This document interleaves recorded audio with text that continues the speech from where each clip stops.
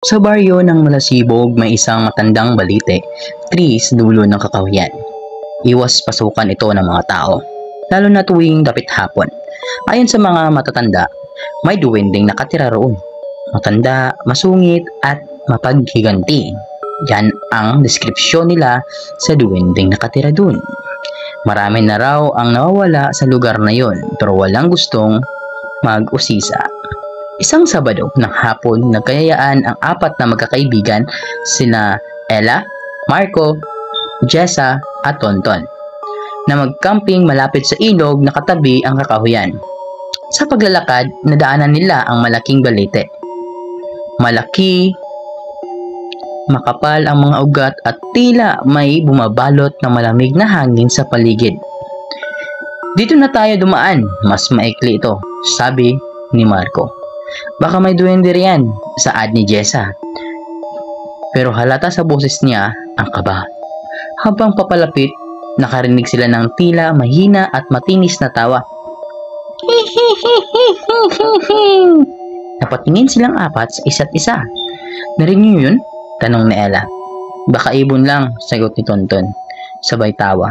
Pero nang malapit na sila sa puno, may nakita silang maliit na pintuan sa ugat ng balite.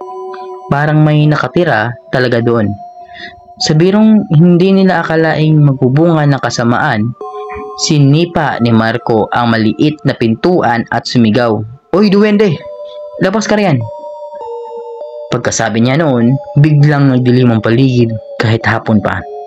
Bumigat ang hangin at nagsimulang gumalaw ang mga ugat ng balite. "Guys, takbo! Takbo!" bulong ni Ella.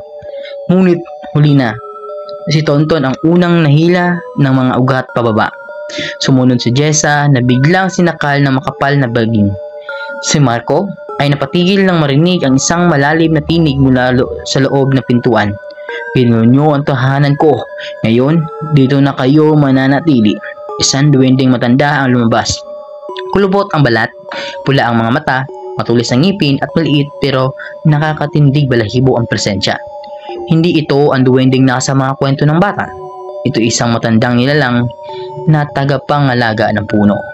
Si Ella na lang ang natira. Tumakbo siya palayo pero kahit anong ikot niya palaging sa balite, siya bumabalik. Parang niluloko siya sa paligid. Hanggang sa biglang may kamay na sulpot mula sa lupa at hinila siya pababa. Kinabukasan, 3 tent lang ang natagpuan ng mga taga-baryo. Wala ang 4. Sa gabi, may maririnig pa ring mahinang tawa mula sa kakahuyan. Parang may nanghihintay na susunod sa gugulo sa kanyang tahanan. Para sa marami pang Tagalog Horror Stories, pumunta lang sa aking channel na Tagalog Horror Story EI at mag-subscribe. Thank you!